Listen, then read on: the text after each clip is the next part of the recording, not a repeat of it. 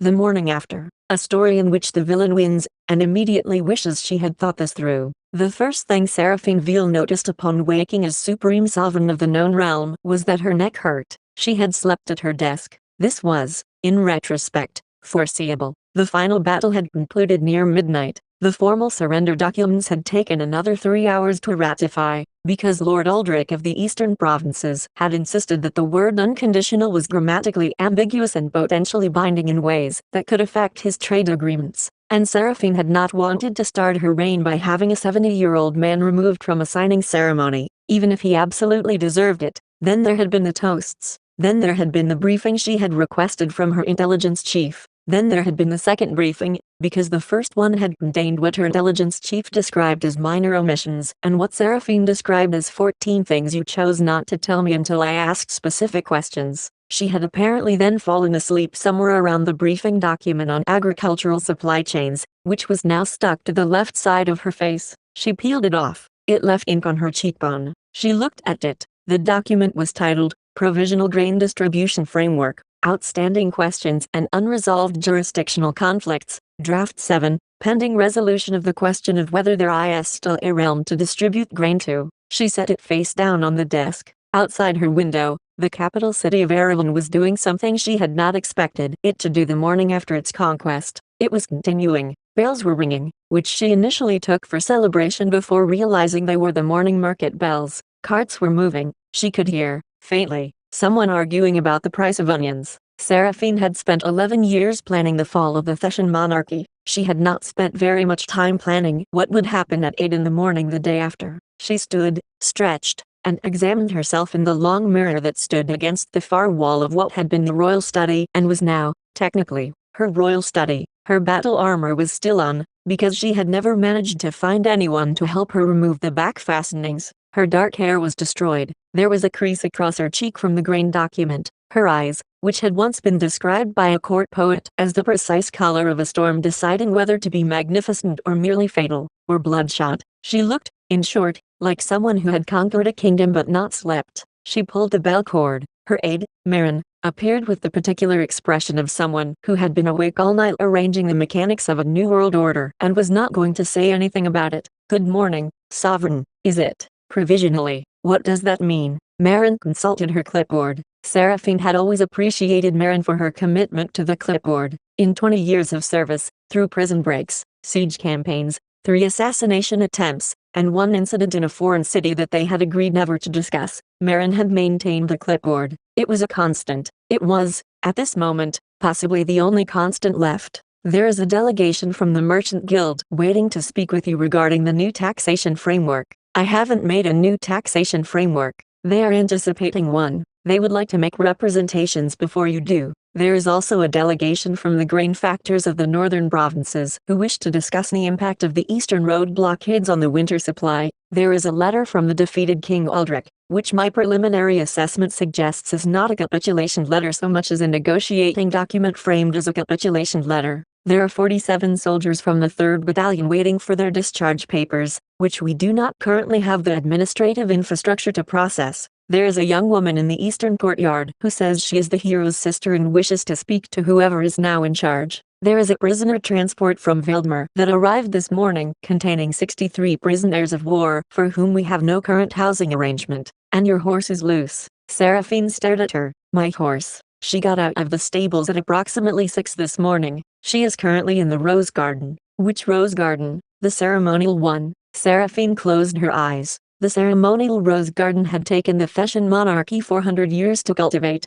She had been planning to use it for state occasions. Which part of the ceremonial rose garden? Most of it. She was quiet for a moment. Then she said, in what order did you list those things? The order I thought you would find least surprising to most surprising. You put the prisoners of war before the horse. I did consider it the other way around, but you haven't eaten anything since yesterday afternoon. I thought easing you in might help. Seraphine sat back down in her chair and looked at the ceiling, which was painted with an elaborate allegorical scene depicting the founding of the Thessian dynasty. A golden-haired figure in white armor was driving back a shadow with a sword that appeared to be emitting actual light. The shadow, which she supposed was meant to represent elemental chaos or perhaps the forces of disorder, had been painted with considerable artistic attention to its expression of dismay. She felt, Suddenly, a complicated kinship with the shadow. Bring me something to eat, she said. Something that doesn't require cutlery. And then send in whoever is most upset. That would be the hero's sister. Fine.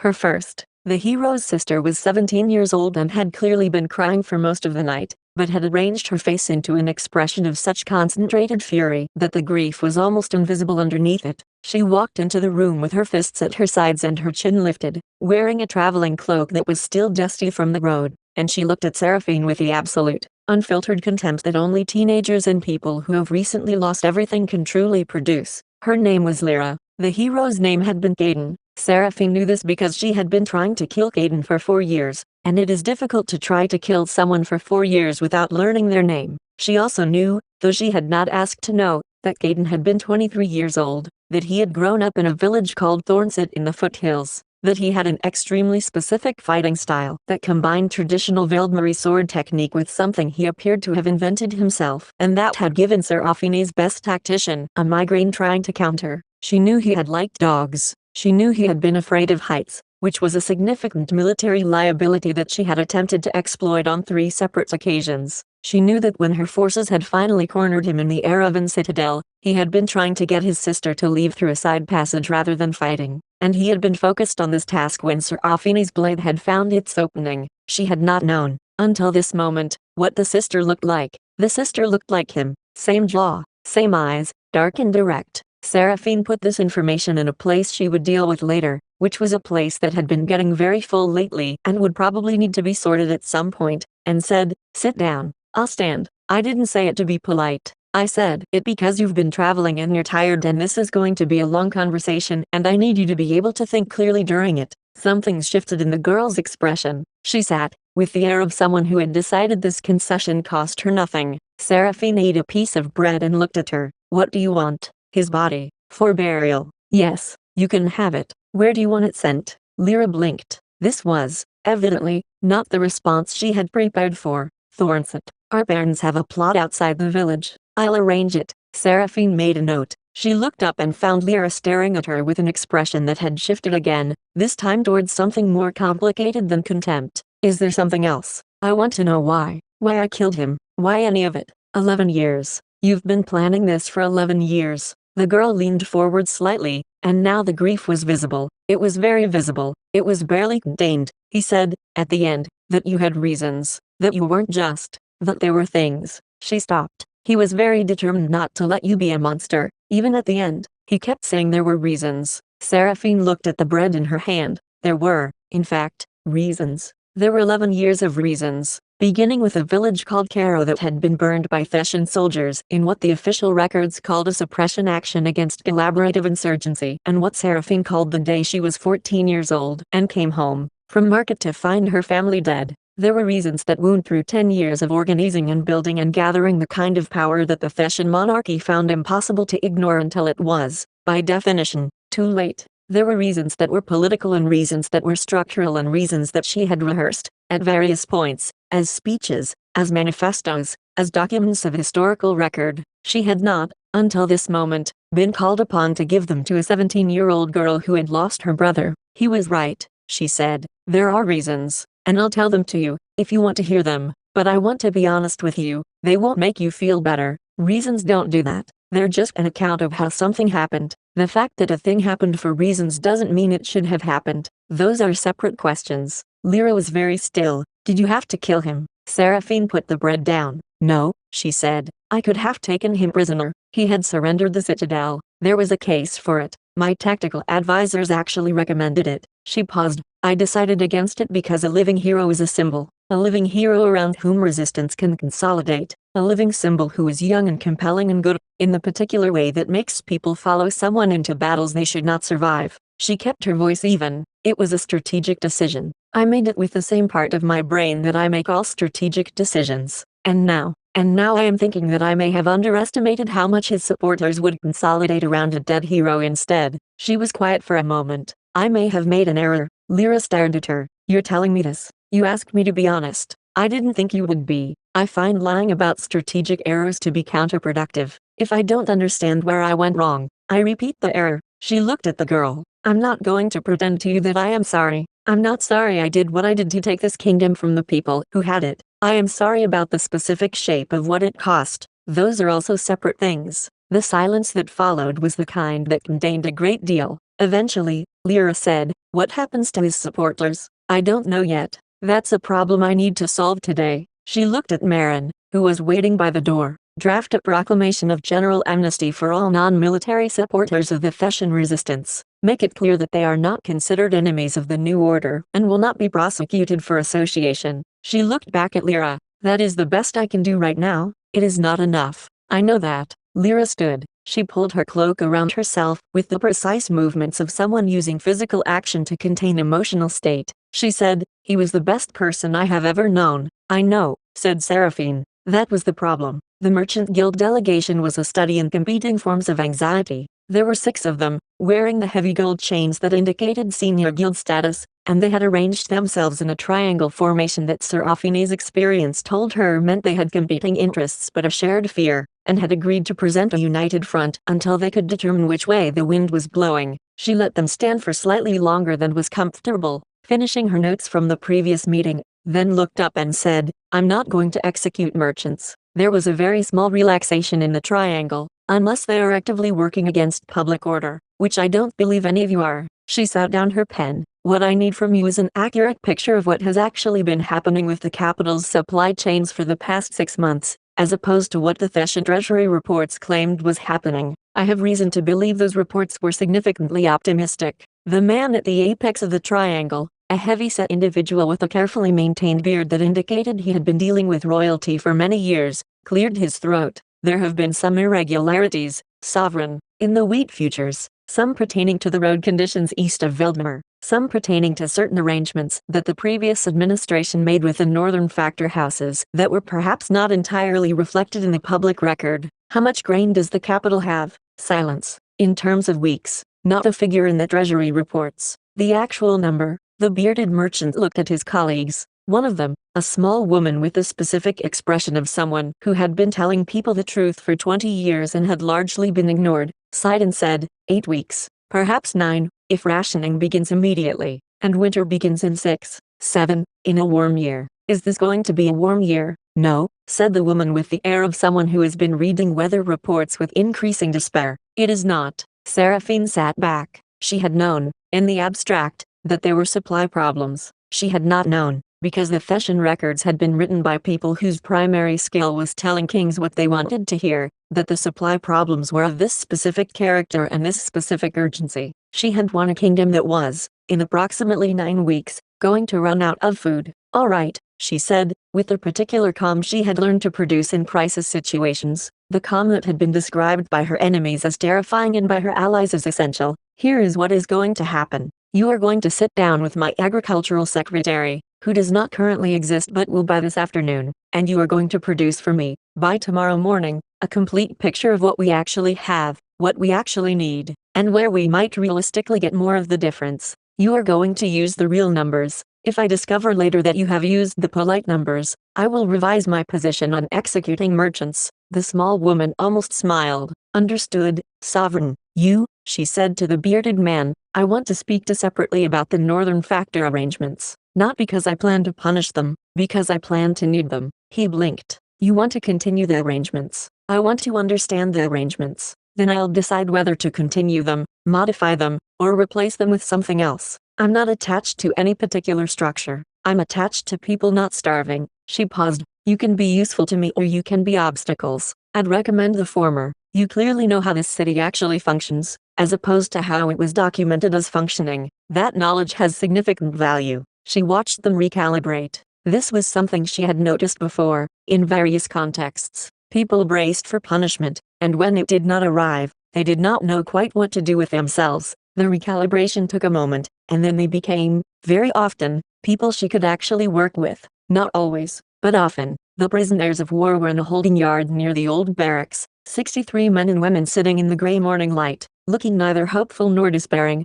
looking mostly tired. Seraphine walked among them with her personal guard at a respectful distance, because she had found that walking among people in difficult situations was more informative than reading documents about them, and she had documents about these people and found them insufficient. A large portion of them were regular Theshan army conscripts, men and women who had been fighting because they had been told to fight, wearing uniforms that indicated they had joined up in the last 18 months of the campaign, which meant they had joined when the tide was already clearly turning, which meant they had been drafted rather than volunteered. She stopped in front of a young man who appeared to be approximately 19 years old and was staring at the ground with the specific expression of someone waiting to find out what category of bad their situation was. "What's your name?" He looked up. "Tomas, Sovereign." "Where are you from?" "Tomas, Vildmar, the lower town." "Did you choose to be in this army?" He opened his mouth, closed it. The political complexity of the question was clearly visible working its way across his face. "I was called up," he said carefully. "My family has a trade exemption,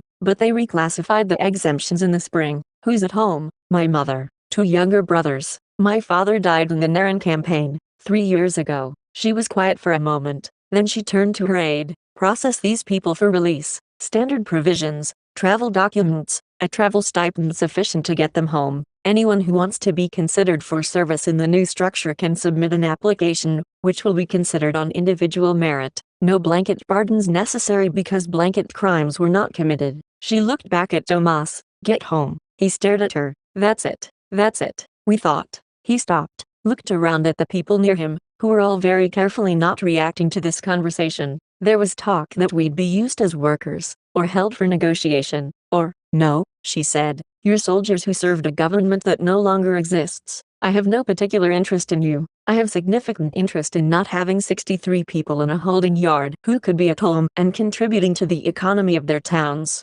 She paused. "The Theshan approach was to accumulate enemies. I find that approach to be strategically suboptimal." She walked back toward the administrative building. Behind her, she could hear the very particular sound of 63 people beginning to believe that something they had been bracing for might, in fact, not happen. Marin fell into step beside her. That was generous. It was practical. "There's a difference. There can be an overlap." Seraphine said nothing. She was thinking about Tomas, 19, from Vildmar Lower Town, whose father had died in someone else's war and who had been fighting in someone else's war because his trade exemption had been reclassified. She was thinking about all the Thomases and all the Vildmars. She was thinking about Caro. She was thinking about how, if she was not careful, she was going to build a kingdom that produced Thomases and Caros with different paperwork but the same essential mechanics. And she was going to do it because the mechanics were built into the structure and not because she had intended it. An intention, as she had just told a 17-year-old girl, was separate from outcome.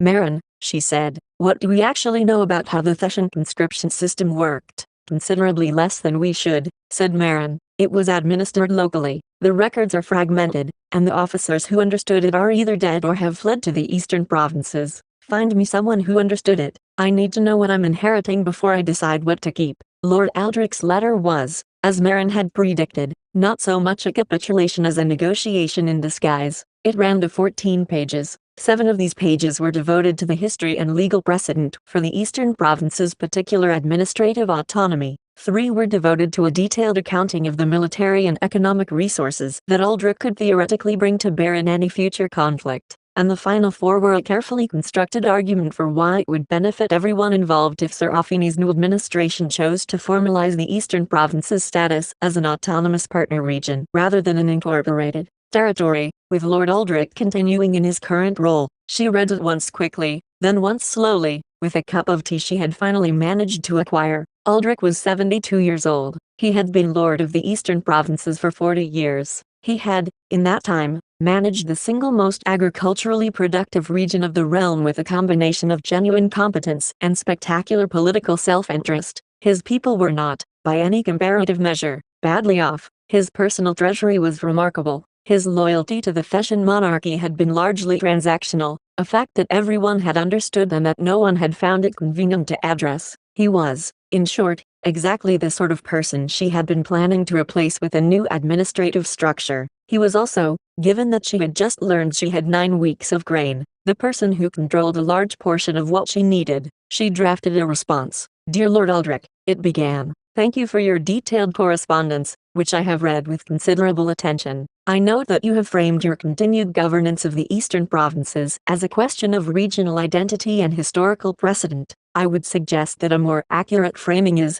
you are old, you are competent, you know where everything is, and you believe that I need you more than you need me. She looked at this. She crossed out the last sentence, then wrote it back in. You are, in this assessment, partially correct, she continued. I am in the process of auditing what I have actually inherited from the Theshan administration, and early indications suggest the answer is less than the records imply. I am not interested in removing competent administrators to replace them with loyal ones who understand nothing. I am interested in building a functional state, which requires both competence and some minimal degree of alignment with a shared project. Here is my counter-proposal. You continue as administrator of the eastern provinces. In return, I require 3 things. First, the actual agricultural production figures, not the ones your provincial office submits to the capital. Second, agreement to a renegotiation of the trade frameworks that have allowed the northern factor houses to set prices that have been systematically extracting wealth from agricultural workers in your region for 20 years.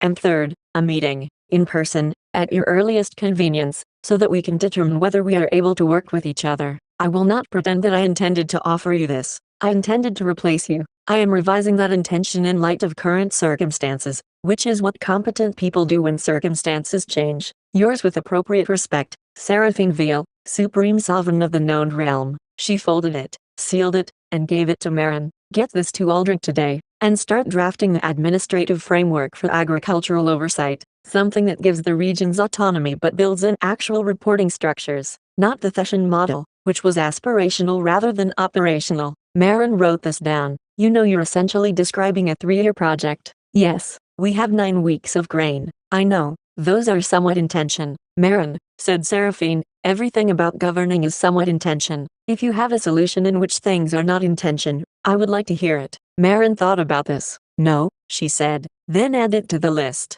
By mid-afternoon, a new problem had arrived, in the form of Kaidan's supporters, not the military ones, the civilians. The people who had believed in what the hero had been fighting for, not because they were soldiers but because they were people who had come to the capital from various provinces and towns and villages, drawn by the particular gravity of a cause, and who were now milling about the city in a state of collective grief and uncertain purpose. There were, by the estimate of Serafini's hastily assembled civil affairs office, approximately 4,000 of them. They were not, as yet, doing anything dangerous. They were gathering. They were talking to each other. There was a growing vigil in the square outside the old citadel, where Kaidan had made his last stand. Someone had left flowers. Someone else had left more flowers. The flowers were compounding. Her military advisor, General Shen, wanted to disperse them. A gathering of that size, in the current political climate, with leadership that we don't yet understand, is a potential instability. We should move them on, respectfully, if possible. Seraphine looked at him. He was a good general. He thought in terms of force vectors and stability assessments, and he was not wrong about any of the individual calculations. No, she said, Sovereign, if we disperse them, we are confirming, to every person in that square and every person watching from a window and every person who will hear about it in the provinces, that the thing Kaidan was fighting for was correct, that I am a tyrant, that the story continues. She shook her head. Let them gather, let them grieve. Grief runs its course if you don't give it a target, and if it doesn't run its course, then we address it then, with information rather than force. She paused. What were they actually fighting for? Not the monarchy, not Kaidan specifically. What was the underlying grievance? Shen looked at her. Are you asking me to conduct an analysis of the legitimacy of our enemy's position? I'm asking you to conduct an analysis of what they actually wanted, so that I can determine what proportion of it I can deliver. She leaned forward. I did not destroy the Theshan monarchy because I love destroying things. I destroyed it because it was producing outcomes that were not acceptable and could not be reformed from within. The people in that square are there because the Theshan monarchy was also producing outcomes they found unacceptable. We may have more common ground than the last 6 months of trying to kill each other would suggest. Shen absorbed this. He had the expression of a man updating a model, and if the analysis shows that what they want is a Theshan restoration, then it shows that, and I deal with that, but I don't think that's what it shows. The Theshan monarchy was unpopular across a remarkable range of demographics, for a remarkable range of reasons, most of which were structural. Kaidan was a symbol, not a policy platform. The people in that square are mourning a symbol. What they actually want, underneath the symbol, is probably a more specific set of things, and specific things can potentially be addressed. She stood. I'm going to the square, Sovereign. His voice shifted. That is a significant security risk. I know. 4,000 people who consider you directly responsible for the death of their figurehead.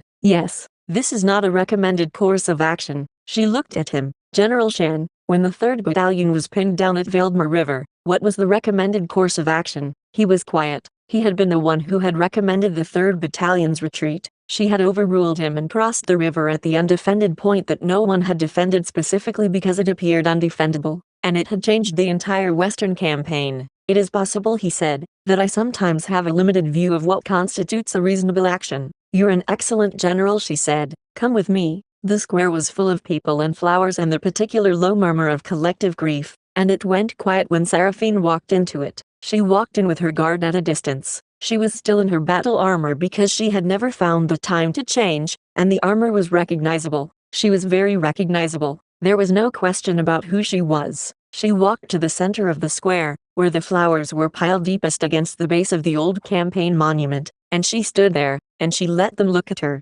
Nothing happened. No one moved. 4,000 people held still in the way that a crowd holds still when something is happening that no one has a script for. She said, not loudly, but in the voice she had learned to project across silences, "My name is Seraphine Veal. You know that already. I'm not here to explain myself or to make you feel better about what happened yesterday. I don't think there's anything I can say that would make you feel better, and I'm not going to pretend otherwise." She waited. "I came here because I want to know what you came here for, not him, specifically, not to defend him or avenge him. What brought you here, to this city, to this cause? I want to know, because I have inherited the responsibility of governing this place, and I intend to actually do that rather than simply hold it." A woman near the front, perhaps 40 years old, with the calloused hands of someone who had been doing manual work for decades and the direct eyes of someone who had not been listened to by governments for most of her life, said, "Why would we tell you anything?" "Because I'm the only person in a position to do anything about what you tell me,"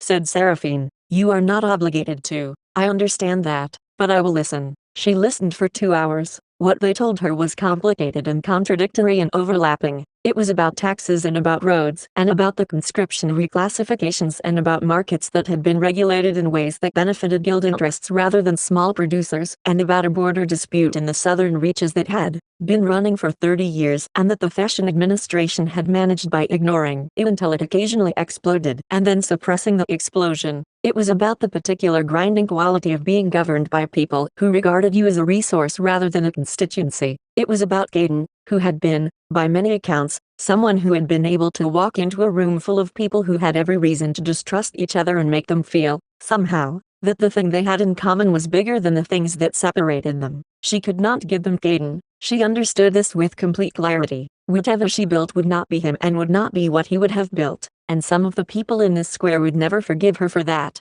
and that was fair. But she could, possibly, address the roads. She could look at the conscription reclassifications. She could, she thought, take the 30-year border dispute and give it to someone whose job it was to actually resolve it rather than suppress it. She did not say any of this in the square, because saying it in a square is a promise, and she had learned not to make public promises she was not certain she could keep. What she did was stand there in her armor and let people talk at her, and she filed the specific things in the part of her brain that was always filing things, and she said, near the end, "I can't tell you I'll fix everything. I can tell you I'll tell you what I'm doing, publicly, with enough regularity that you can see when I'm not doing it and say so. I find accountability structures to be operationally useful. You can be part of that structure, if you want to be." The woman with the calloused hands said, "That's not much." "No," said Seraphine, "it isn't. He would have done more, possibly. He was a better person than I am. That doesn't seem to be the determining factor in who ends up in charge of things, but it is true." The woman looked at her for a long time. "I'm not going to like you," she said. "That seems reasonable, but I'll watch." Seraphine nodded. "That's what I'm asking." She got back to the administrative building at dusk. The rose garden had been partially salvaged, the horse had been recaptured. She had, over the course of the day, produced or commissioned the production of 2 proclamations, 1 letter to a hostile lord, a framework for an agricultural audit, instructions for the release of 63 prisoners, a draft outline of a civil affairs consultation process, and notes on approximately 40 specific policy problems that she had not known existed this time yesterday. She sat at her desk and looked at the pile of documents that had accumulated during her absence. There were now more of them. Marin had organized them by urgency and had left brief notes on each. She picked up the top one. It was from her intelligence chief, and it was titled, "Initial Assessment of Resistance Network Activity Post-Victory." She read it, then she read it again. There were, it appeared, 3 separate resistance networks that had been operating in parallel with Kaiden's movement, without coordinating with it and without coordinating with each other. One was based in the northern provinces and was primarily concerned with the factor house arrangements. One was operating out of the capital's merchant quarter and had connections she had not previously traced to the merchant guild. One was a very small, very old, very patient network that appeared to have been running since before she was born and had ties to a constitutional reform movement that the Feshan monarchy had suppressed approximately 60 years ago. None of them had been active today. None of them appeared to regard her as their primary concern, which was either reassuring or ominous depending on how you looked at it. She wrote at the bottom of the document, "Do not approach these networks as threats. Identify their core interests and determine whether any are compatible with current administrative priorities." Then she put it aside. She picked up the next document. It was the preliminary draft of the Agricultural Audit Framework. She read it, made 12 notations, and put it in the reply pile. The next document was an urgent communication from the capital's hospital administration, regarding a shortage of surgical supplies that had been ongoing for 5 months and that the Feshan Treasury had been aware of and had not addressed, and which had reached a critical stage. She held this document for a moment. There was a particular quality to the accumulation of these problems. Each one was specific and addressable. Each one was the result of a system that had been run by people who had prioritized stability over function, the appearance of order over its reality, the recording of things as they should be rather than as they were. She had spent 11 years fighting the Feshan monarchy for reasons that were personal and structural and moral. She had not, until today, had a full picture of what the structural part of it actually looked like from the inside. It was worse than she had thought. Not dramatically worse, not the spectacular corruption of the histories, just the quiet, grinding, cumulative worse of an institution that had stopped asking whether it was working and had started only asking whether it was continuing. She had won. She had taken this. It was hers. It was a great deal of work. She was aware of the version of herself that existed at a specific distance from this desk, the version that had existed yesterday and last year and 11 years ago, who had wanted this not because of the work but because of what was wrong and needed to be made right. That version of herself was still there. She had not been wrong about what was wrong. She had not been wrong about what needed to change. But that version of herself had not fully understood the word building in the sentence building something better. Building was a verb, and it was a long verb, and it did not resolve on the day of victory. It did not resolve at all. It simply continued, imperfectly and in specific detail, with reports about surgical supply shortages and 63 tired soldiers in rose gardens in the wrong condition, until you were either dead or the thing you had built was real enough that it could continue without you. She wrote back to the hospital administration. She allocated funds from the Feshan Treasury Reserve that her intelligence team had located and that had been marked, presumably by someone with priorities she did not share, as emergency reserve for state occasions. She noted that surgical supplies qualified, in her view, as a state occasion. She worked until midnight, then she stopped, because she had learned that decisions made after midnight tended to be worse than decisions made before it, and the documents could wait until morning. The problems would not resolve faster for being addressed at 2 in the morning by a person who had slept for 3 hours in the last day and a half. She walked to the window. The city was quieter now. Most of the lights in the square were out. The vigil had diminished to a small group of people who were, for their own reasons, still there. She thought about Kaiden. She thought about the specific quality of what his sister had said. He was the best person I have ever known. The simplicity of it, the certainty. She thought about herself at 14, coming home from market, and the shape of the world she had walked into. She was not a good person. She had not built herself to be a good person. She had built herself to be an effective one, which had seemed, for a long time, to be the more important project. She was capable of things that good people were not capable of, and those capabilities had been necessary, and she did not regret the capabilities. But she was standing in a room that belonged to her and looking at a city that was continuing its ordinary life in the morning light that was beginning to tinge the eastern sky, and she was thinking about Tomas from Valdemar Lower Town, 19 years old, whose father had died in someone else's war and who is now, with a travel stipend in his pocket, going home. She was thinking about a woman with calloused hands who was going to watch. She was thinking about 60 years of a constitutional reform movement that had been suppressed and was apparently still running, in the quiet and patient way that things run when they believe in something regardless of whether anyone is paying attention. She was thinking that the word better was also a long word. She found a piece of paper. She wrote at the top of it, things that need to be different. She wrote for a while. The list was long. It was specific. It was going to take years, some of it decades, and some of it she would not live to see finished. and some of it would be done imperfectly by people who did not understand what she had intended, and some of it would be done correctly and then undone by someone who came after her who thought they knew better. She looked at the list. Then she wrote, at the bottom, none of this is the same as being right to do what you did to get here. These are separate questions.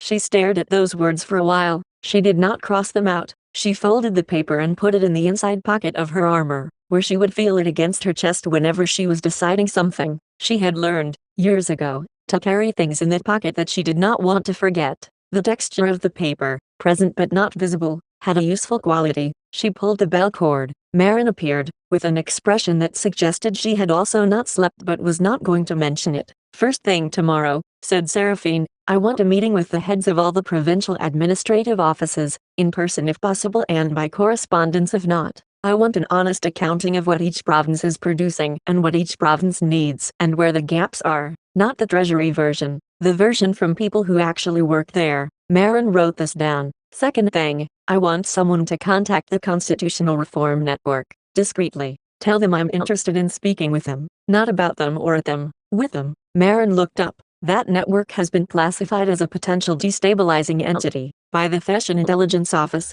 Yes, revise the classification. A 60-year-old movement that has survived multiple suppressions and is still running is not a destabilizing entity. It's a persistent one. Those are very different things. Marin wrote it down. There was a quality to her writing that suggested she was filing this conversation somewhere useful. Third thing, said Seraphine, I need a horse. You have a horse. I need a second horse. One that is currently in the stable rather than the ceremonial rose garden. I want to ride out to the Eastern Road in the morning and see the condition of it for myself, before I have to read another document that describes it in terms I can't verify. You're going to be somewhat conspicuous on the Eastern Road, probably. That is acceptable. Marin made a note. Then she said, in the careful voice she used for things she was about to say only once, you should know that there's been a message from the Eastern provinces. Lord Aldrich read your letter, and, he wrote back. He describes your letter as the most honest communication he has received from a sovereign in 40 years, which he considers to be a low bar but also,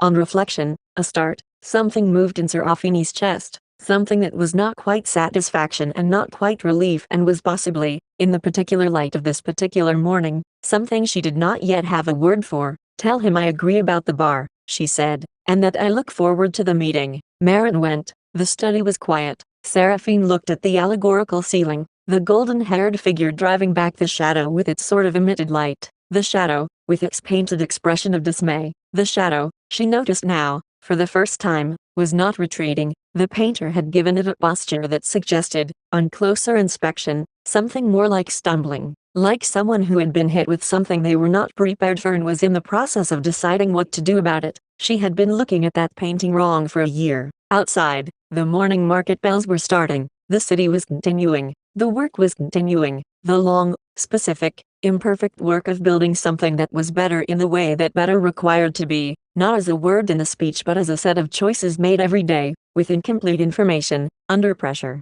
by a person who was not good but who was. She had decided somewhere in the last 24 hours, still trying to be honest. She picked up the next document on the pile. It was about the hospital. She read it carefully, made her notes, and carried on. End.